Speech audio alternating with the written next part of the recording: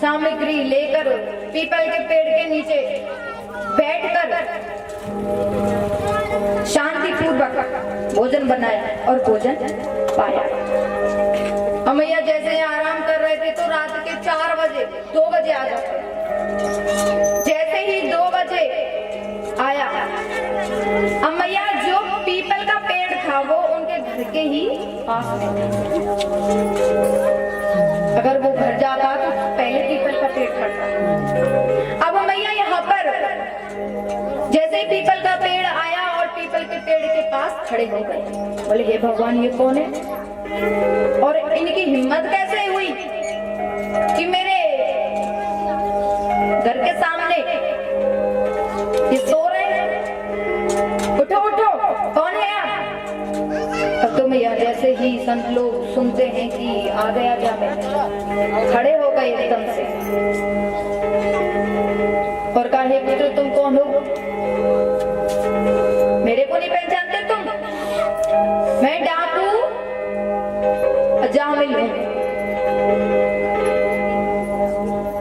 पूरी दुनिया जानती है मुझे डाकू अजामिल के नाम से, आप नहीं जानते? वहां पर भैया जैसे ही वैश्या ने शोर सुना, समझ गई कि अब वो आ गए। दौड़ी दौड़ी बाहर गई और जोर से चिल्लाई, क्या बात है, क्या बात है, क्यों इसे झगड़ रहे हो? बोले देखना देवी, देखना जरा, कौन है ये? तुम चुप रहो एकदम। ये संत लोग एक काफिल से आए थे। मैंने सामग्री दी, खुद भोजन बनाया और पाके सो गए। थोड़ी देर आराम कर रही हैं। मैं ये देखिए जो पंडित जी थे वो वैश्या से बहुत डरते थे, एकदम शांत बैठे। बोला देवी कोई बात नहीं है, एक रात क्यों 10 दिन खूब रहे। क्या बात है, खूब रहो खूब रहो। अमैया जैसे ही प्रातः हुई, प्रातः को संत लोग उठ के जाने वाले थे कि वैश्या आ गई। अमैया वैश्या कहने लगी, महाराज आप कृपया कर हमें क्षमा करें। हमारा कैसा भाग्य है कि हम अपने हाथों से भोजन बना के आपको ना खिला सकें। अब तो उनकी दर्द भरी कहानी सुनकर संतों को भी दया दे। बोले उनके घर को हम सुधार के जाएंगे, अगर यहाँ आए हैं तो कुछ ना कुछ करके ही जाएंगे। अमैया वैश्या के पीछे पीछे वो पंडित जी आ गए। जैसे ही वहां खड़े थे, संतों ने कहा हमें दक्षिणा दो। अब तो जैसे ही पंडित जी ने सुना, हंस पड़े। बोले क्या क्या कह रहे हो, दक्षिणा चाहिए तुम्हें? अरे वही चोखा, मान लो कि आपके जो झोला डंडी है ये नहीं लिए, मिल जाएगी दक्षिणा, चले जाओ यहाँ से। अरे आए दक्षिणा लेने वाले। संतों ने कहा देव पुत्र, मुझे ऐसी वैसी दक्षिणा नहीं चाहिए। मेरे कहने से केवल तू एक बात मान ले। क्या मानूं?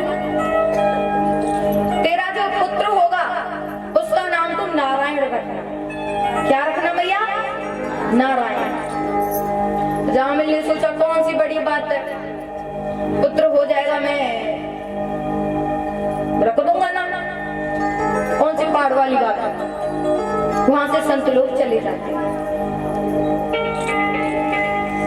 अब मैया जैसे ही जाते हैं, जो वैश्या थी गर्भवती थी, एक पुत्र होता है, उनका नाम नारायण रख देते। यहाँ पर मैया जैसे ही उनका नाम नारायण रखा, 7-8 साल के हो गए। अब मैया अजामिल पंडित जी जो हैं, उनका समय आया ऊपर जाने का। मैया एक खटिया थी, उस पे उल्टे लेट रहे थे।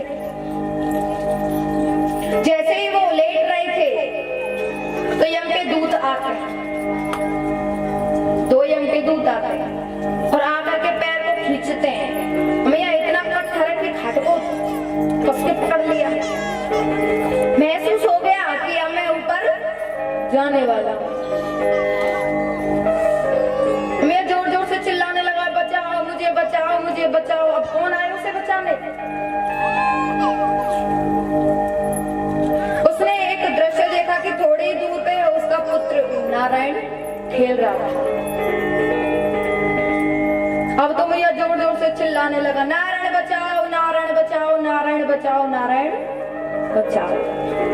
अब मैया जैसे ही नारायण शब्द उसके मुख से निकलता है, स्वयं विष्णु भगवान उनके सामने आ जाते हैं।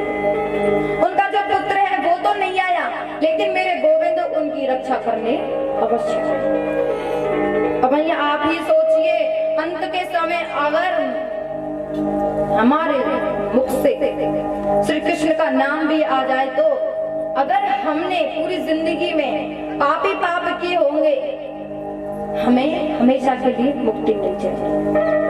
हमें आप ही सोचिए, डाकू अजामिल कितना बड़ा पापी था। इंसानों को यूं ही काट देता था, मार देता था, चोरी करके लाता था। उसने किसका नाम लिया? पुत्र का नाम। लेकिन मेरे गोविंद ने क्या समझा? मेरा नाम लिया। अमैया आप ही सोचिए, अगर आप अपने पुत्र का नाम राधा, कृष्ण, नारायण अगर ऐसे रखेंगे तो कितना अच्छा होगा। क्योंकि जिसका मन नहीं है पूजा करने में, भक्ति करने में, अगर उसके भी पुत्र का नाम नारायण, कृष्ण, राधा हो, तो वो अपने पुत्र को तो बुलाएगा। कम से कम एक दिन में 10-20 बार राधा राधा, नारायण नारायण, कृष्ण कृष्ण कहेगा। लेकिन आजकल के ऐसे नाम कहाँ रखते हैं? चिंटू, मिंटू, पिक्कू ऐसे नाम रखते ज्यादातर तो, है ना मैया? अच्छा, कौन कौन सी मैया के पुत्र का नाम कृष्ण है? कृष्ण है, जल्दी बता। एक ही मैया है। और कौन कौन सी मैया की पुत्री का नाम राधा है? और कौन सी मैया का नाम चिंटू, पिंटू, टिंकू ऐसे है? क्योंकि मैया आजकल तो ऐसे ही नाम जल्दी चल रहे हैं, बहुत सोच समझ के नाम नहीं रखते हैं बिल्कुल। टिंकू, मिंकू, क्या ये बहुत?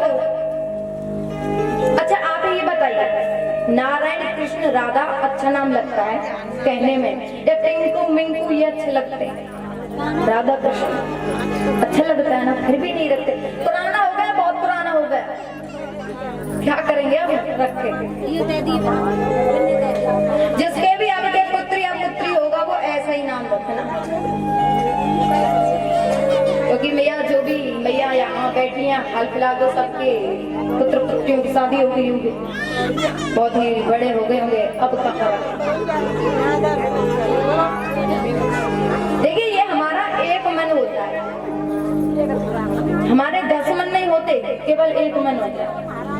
उस मन को आप कहीं भी लगा लो, मेरे गोविंद के चरणों में लगा लो, कहीं भी लगा लो, और जहाँ इस मन को लगाओगे वहां से फिर वो हटेगा नहीं।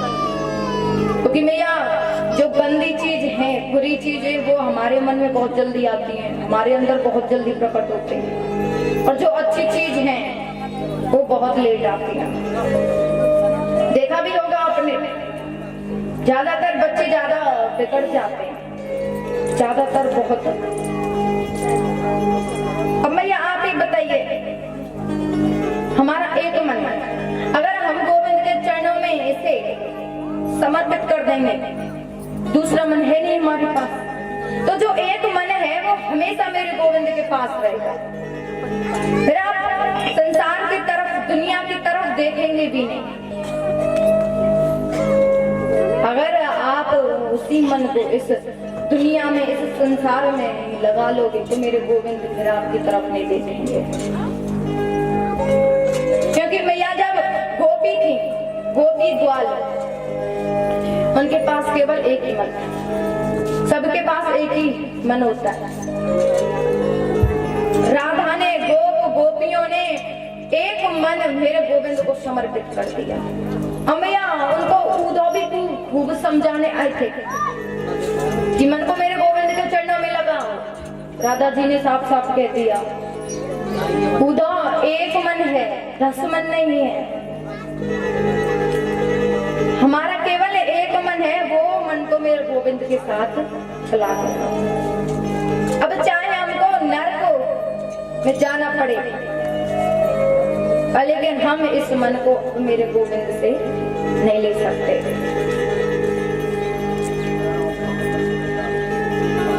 अच्छा, एक बात बताइए, ऐसी कौन कौन सी मैया हैं जिसने कभी भी मेरे गोविंद को प्यार भरी, भाव भरी दृष्टि से देखा?